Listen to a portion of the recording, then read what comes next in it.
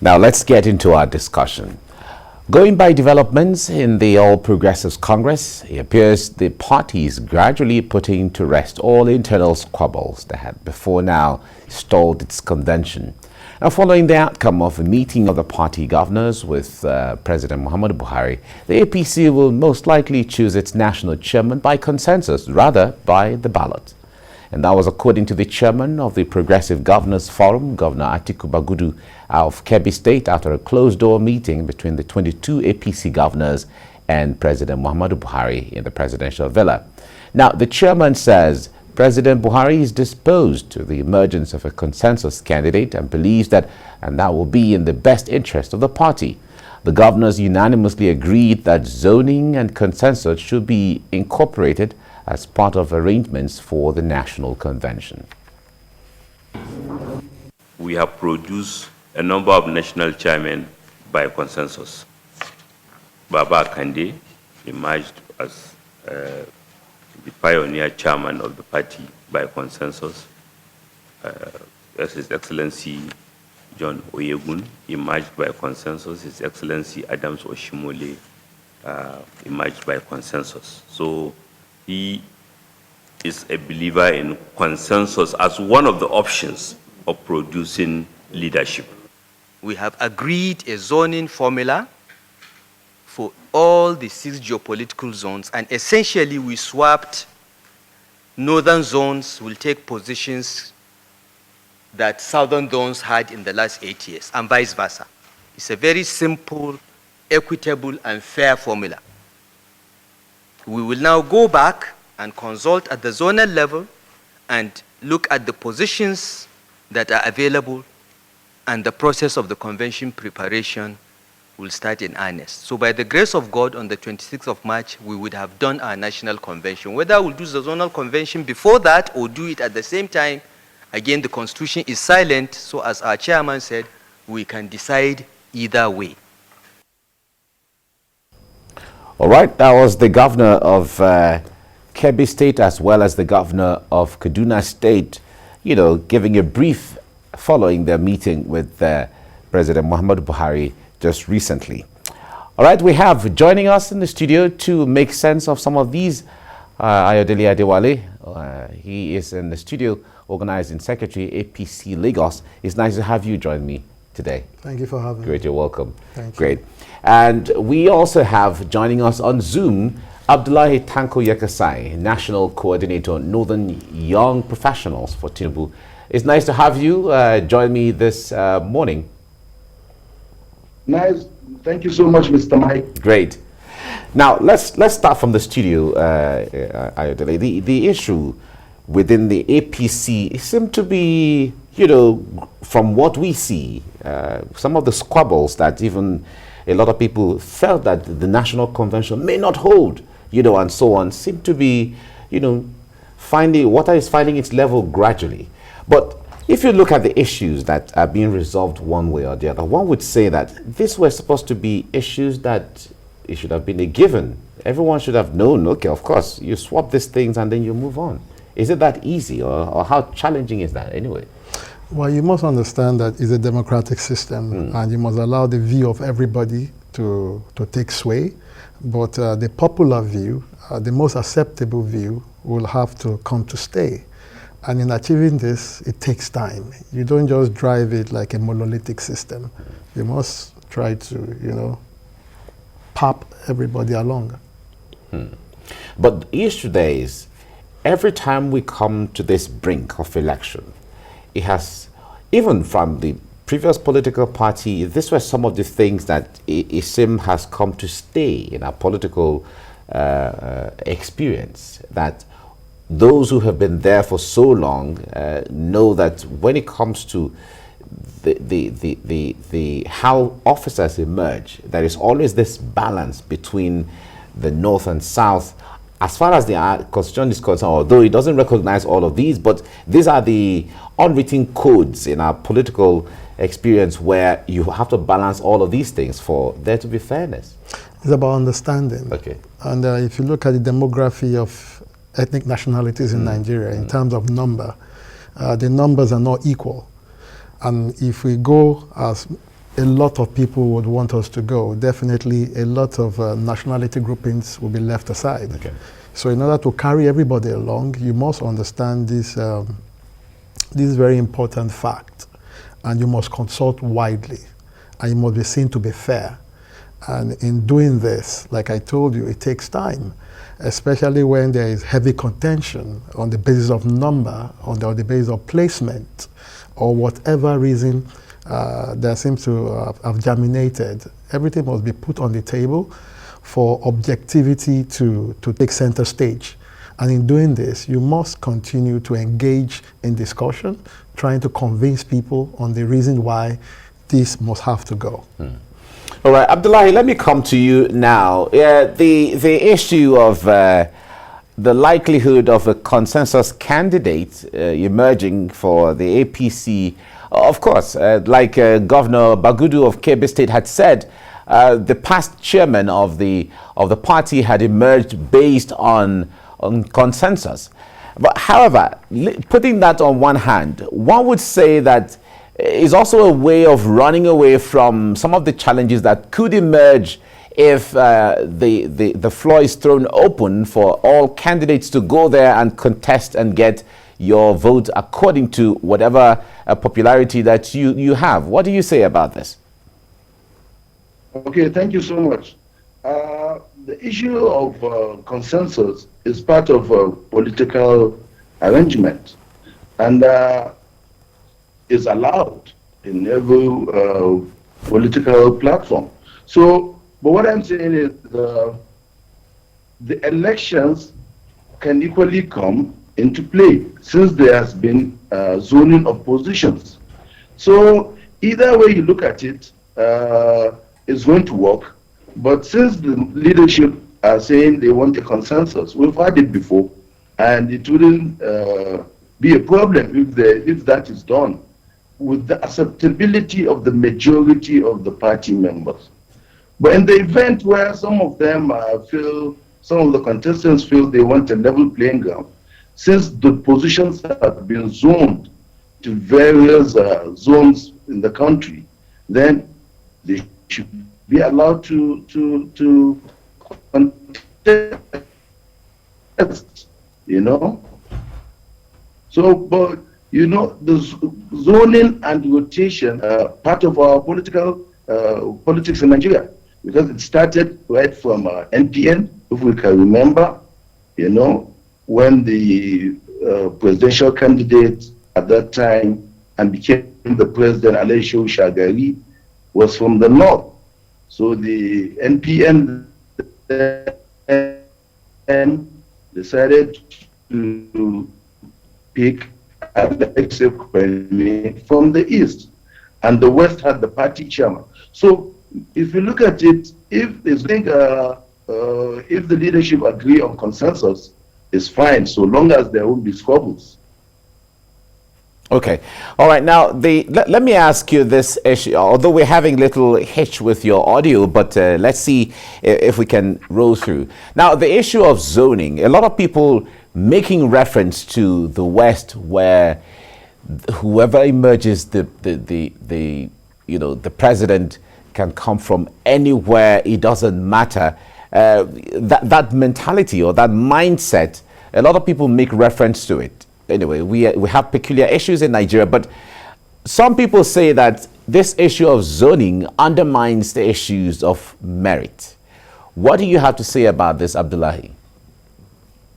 Well, I don't seem to agree with that, because zoning is all about inclusiveness. It's all about fairness. It's all about carrying everybody along. So long as there's zoning, every part of the country will have its share to play. And you cannot separate zoning from rotation, because they're intertwined. So once there's zoning, positions will be shared among the 6 geopolitical zones, and it will be rotated. So just like now the party says it has zeroed its mind on having the chairman from the North Central, then Subsequently, that means each region from its zone.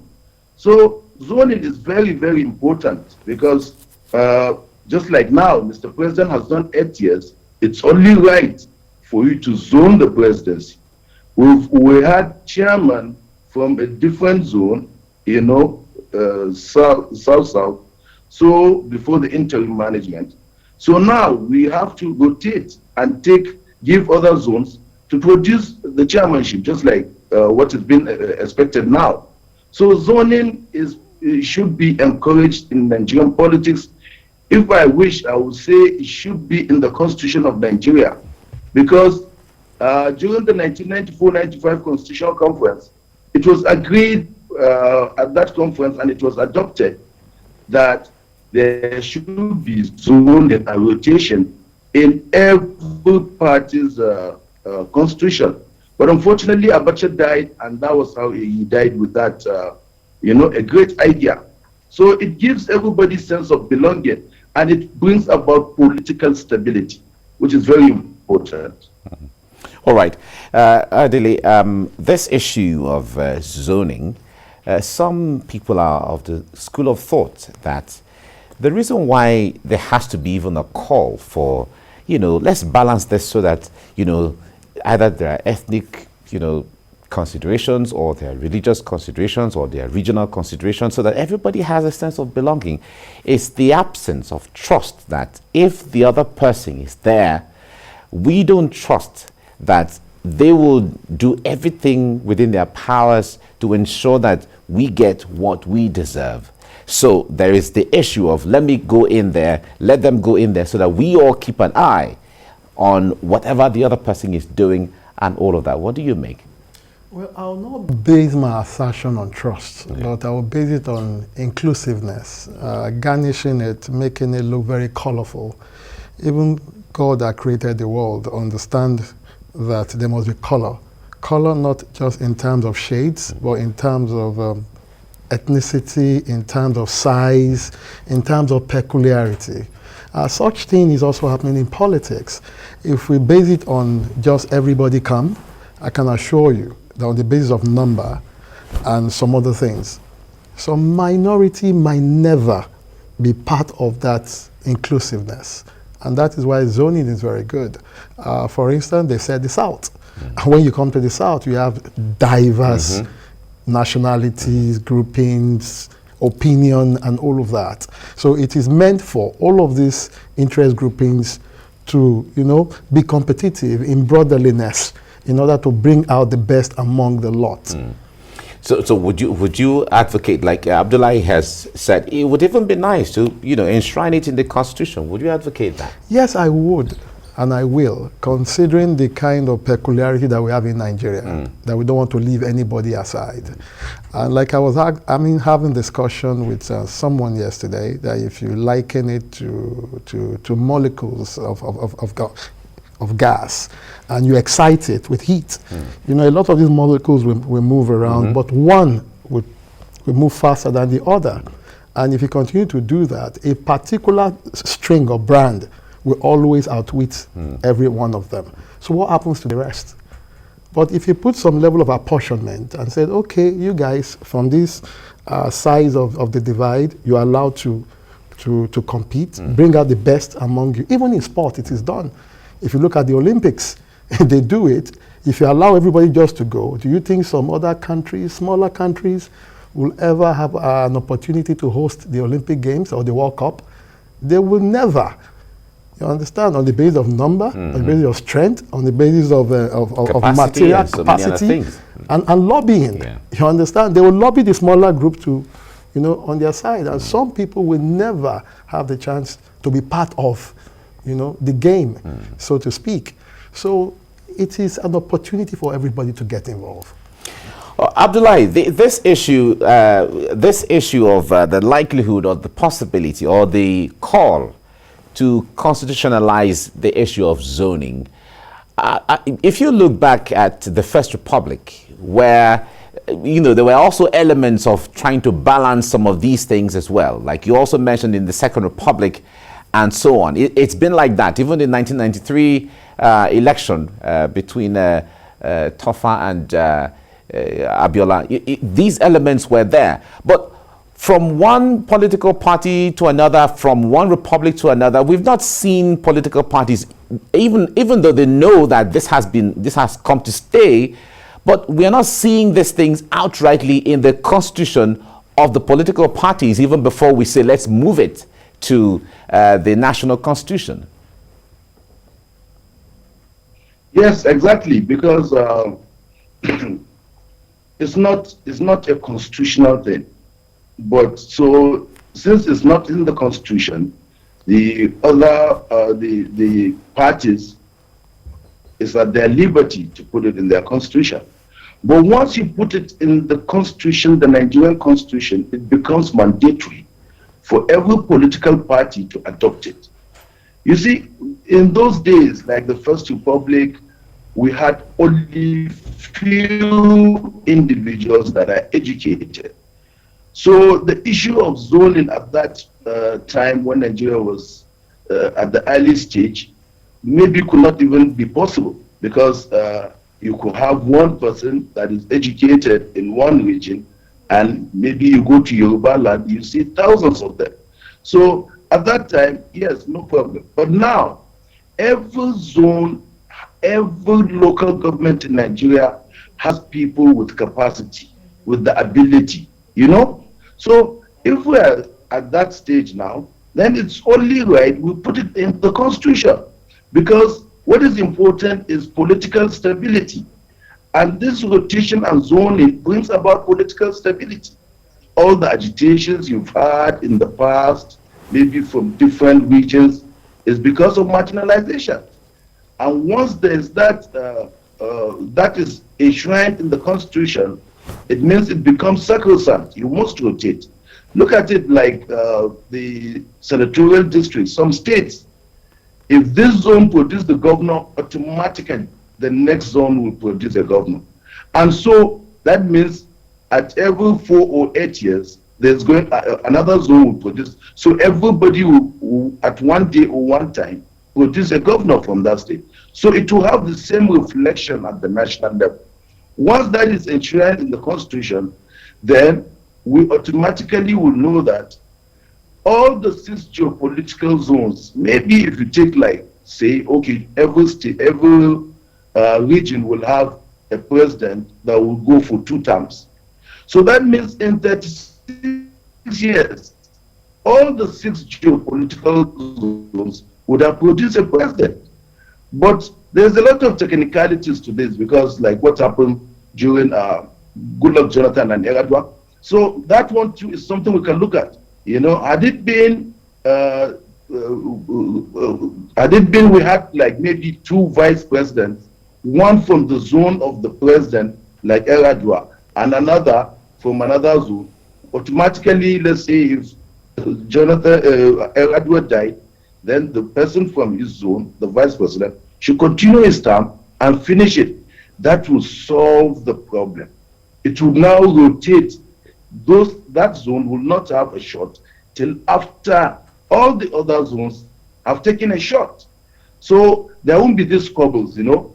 Once it's there in the constitution, it guarantees everybody will have a shot. That is inclusiveness. And this will bring about political stability. Okay.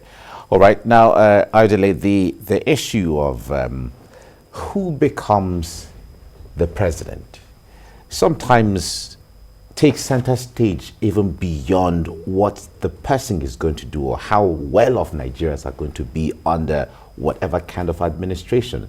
Would you say that is part of the maturity, the political maturity we have for now, that we laid so much emphasis on who the person, the personality of who the person is as president?